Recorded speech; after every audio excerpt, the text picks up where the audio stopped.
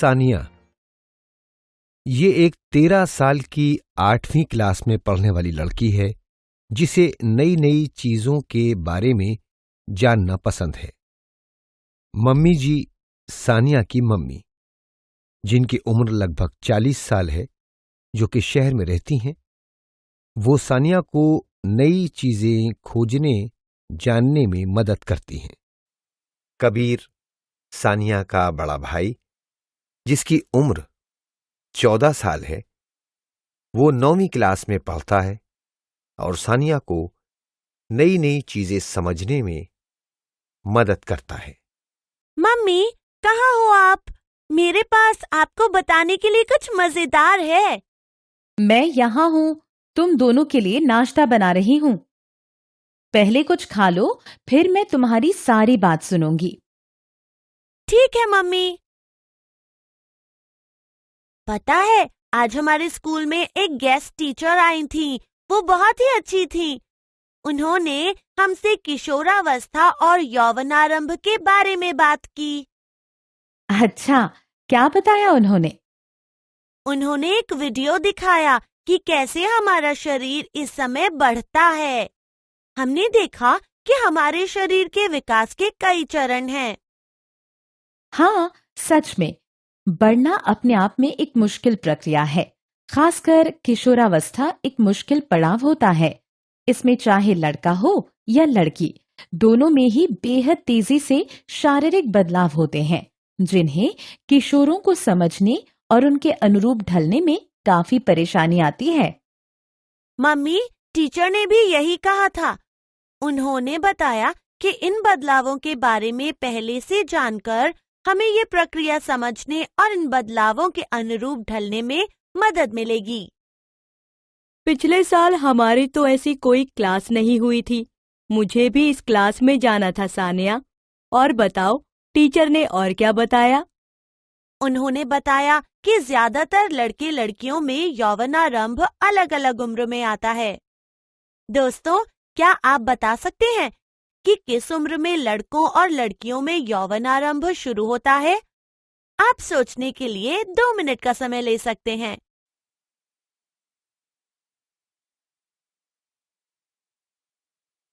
हाँ, आप सही हैं। लड़कियों में यौवनारंभ 10 साल में शुरू होता है और 16 साल तक चलता है, जबकि लड़कों में 12 साल से शुरू होता है और 18 साल तक चलता है। मगर अलग अलग लोगों में इस बदलाव की उम्र अलग अलग होती है। यौवनारंभ केवल शरीर में बदलाव दर्शाता है, जबकि किशोरावस्था वो समय है जब भावनाओं, विचारों और व्यवहार में बहुत से बदलाव आते हैं। ये सच है सानिया, अब तुम दोनों को ही देख लो। पर हमारा व्यवहार कहाँ बदला है? भैया, क्या हम हमेशा से इतने ही अच्छे नहीं थे? अच्छा, तो ये बात है। एक बात तो बताओ जरा, क्या तुम दोनों बिल्कुल भी नहीं बदले? मैं एक उदाहरण देती हूँ। सानिया, पिछला सोमवार याद है जब तुम उदास घर लौटी थी? हाँ, याद है, पर वह किशोरावस्था या यौवनारंभ के कारण नहीं था। मैं रो रही थी क्योंकि मेरी दोस्तों के लंबे बाल हैं और वह मेरे छोटे बालों का मजाक बना रही थी। मुझे भी उन्हीं की तरह लंबे बाल चाहिए। मैं अपनी दोस्तों की तरह क्यों नहीं लगती हूँ? सही। किशोरावस्था में हम महसूस करते हैं कि अपने दोस्तों, सहपाठियों के बीच में ज्यादा घुले मिले, सब हमें जाने। तो जब लोग कहते हैं कि हम अलग हैं, उनकी तरह नहीं हैं, तो हमें अच्छा नहीं लगता। यह सच है। मुझे किताबें पढ़ना ज्यादा पसंद है, जबकि मेरे साथियों को क्रिकेट खेलना ज्यादा पसंद है, जिस वजह से वो मुझे किताबी कीड़ा कहकर चिढ़ाते हैं। हाँ, इस उम्र में ऐसा होता है। तुम्हें लगेगा कि तुम ना तो बच्चे हो और ना ही जवान हुए। इस चीज से हमें उलझन होती है। पर हम जैसे ही जवान होने लगते हैं, हमें समझ आने लगता है कि हर इंसान अलग है और हम सब बराबर नहीं हो सकते। हमारा व्यवहार और शारीरिक बनावट अलग है और इसे हमें स्वीकार करना चाहिए। यह बहुत मुश्किल है। मुझे बहुत बुरा लगता है जब कोई कहता है कि तुम हमसे अलग हो। सानिया और कबीर, अलग होना कोई खराब बात नहीं है। हमें धीरे धीरे सीखना चाहिए कि हम जैसे हैं वैसे ही आत्मविश्वास के साथ जिए। अच्छा, और बताओ, गेस्ट टीचर ने क्या बताया? उन्होंने हमें किशोरावस्था और यौवनारंभ से संबंधित कई लक्षण बताए और जब हम परेशानी महसूस करें तो हम क्या क्या कर सकते हैं। ठीक है सानिया, एक एक करके सारी बात बताओ।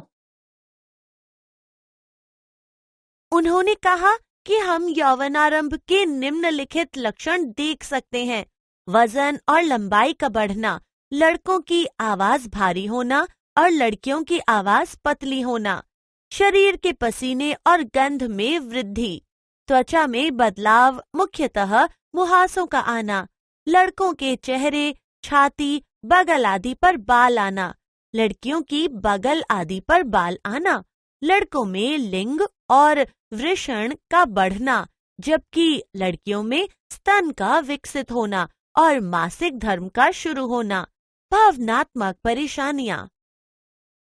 ओफ, सच कहूं तो ये सब जान के मैं अच्छा महसूस नहीं कर रही हूँ। मैं भी खुश नहीं हूँ अपने शरीर में होते हुए इन बदलावों से। मैं इन सब से कैसे बचूं? तुम दोनों परेशान मत हो, सब ठीक है। तुम्हारे शरीर में एक एक करके पहले से ही ये बदलाव हो रहे हैं। तुम पहचान पा रहे हो? कबीर, क्या तुम दीवार पर अपनी पिछले साल की लंबाई को देख सकते हो? तुम पिछले साल से कितने बढ़े? मैं इस साल लंबाई में 2 इंच बढ़ा हूँ।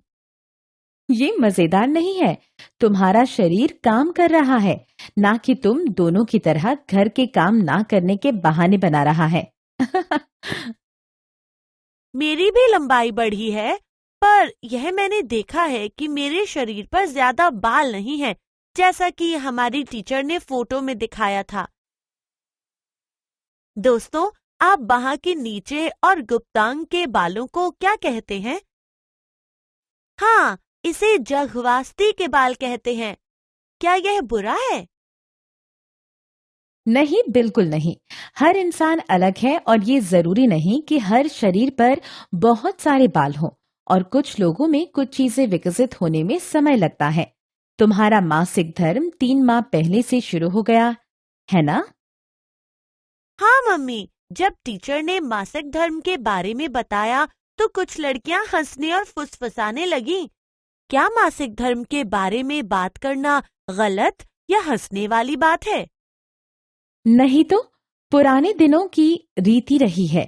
मासिक धर्म के बारे में बातें छुपाना बहुत सारे अंधविश्वास और मिथकों के कारण, पर हकीकत में मासिक धर्म एक जैविक प्रक्रिया है। क्या तुम मुझे बता सकती हो सानिया, मैंने लड़कियों में मासिक धर्म के बारे में क्या बताया था?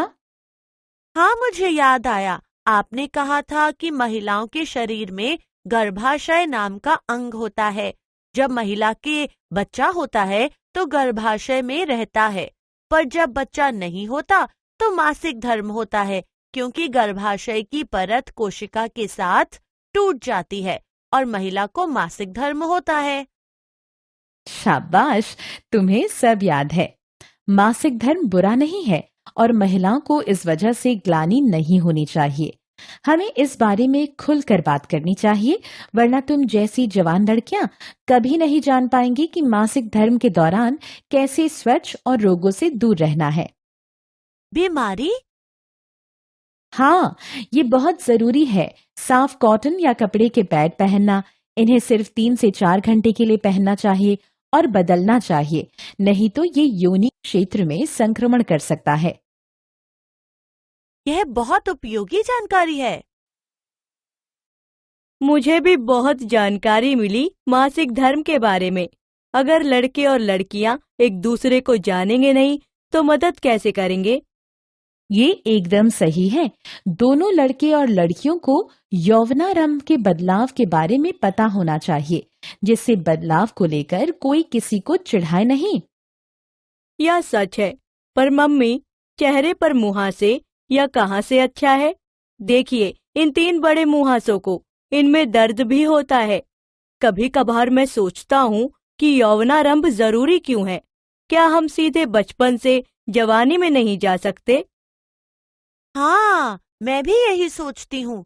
क्या फायदा है भावनात्मक परेशानियों का? कितना अच्छा होता अगर हम बिना इन परेशानियों और बदलावों के वयस्क हो जाते। ये सभी बदलाव तुम्हें प्रकृति ने दिए हैं, जिससे तुम एक स्वस्थ वयस्क बनो। यकीन मानो, वयस्क होने के अपने फायदे भी हैं। कैसे फायदे? फायदे जैसे कि बगल और गुप्तांग की त्वचा संवेदनशील होती है, तो ये बाल इन्हें संक्रमण या रोगों से बचाते हैं।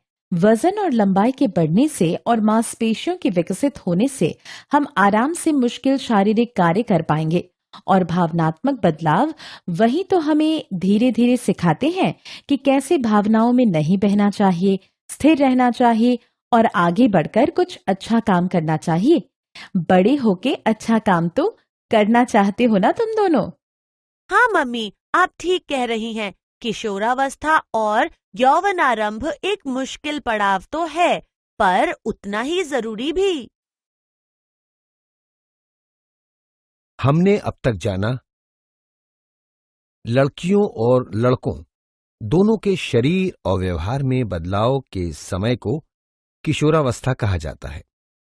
शरीर में होने वाले परिवर्तनों को विशेष रूप से यौवनारंभ कहा जाता है। लड़कियों में 10 साल की उम्र में यौवन आरंभ शुरू होता है और 16 साल की उम्र में खत्म होता है। लड़कों में 12 साल की उम्र में यौवनारंभ शुरू होता है और 18 साल की उम्र में खत्म होता है। अलग अलग लोगों में ये बदलाव की उम्र अलग अलग होती है। लड़कों के चेहरे, छाती, बगल आदि पर बाल आना, लड़कियों के बगल आदि पर बाल आना, लंबाई का बढ़ना और हड्डी का चौड़ापन। त्वचा भी बदलती है और लड़कियों और लड़कों के त्वचा पर मुहांसे हो सकते हैं। सामान्य रूप से वयस्क हो जाने पर ये अपने आप ठीक हो जाते हैं। दोनों लिंग अपने शरीर में बदलाव का अनुभव करते हैं क्योंकि उनके यौन अंग बढ़ते हैं। पुरुष लिंग जैसे वृषण और लिंग पूरी तरह से बदलते हैं। वृषण भी शुक्राणुओं का उत्पादन करते हैं। लड़कियों में अंडाशय बड़े होते हैं और अंडे परिपक्व होना शुरू होते हैं। साथ ही अंडाशय परिपक्व अंडे जारी करना शुरू कर देते हैं। लड़कियों में हर महीने मासिक धर्म शुरू हो जाता है। लड़के और लड़कियां व्यवहारिक बदलाव से गुजरते हैं। वे अपने शारीरिक बदलाव के कारण डर और अनिश्चितता महसूस कर सकते हैं। न तो बच्चे और न ही पूरी तरह से जवान होने के कारण वे उलझन में रहते हैं और दोस्त उनके बेहतर साथी बन जाते हैं।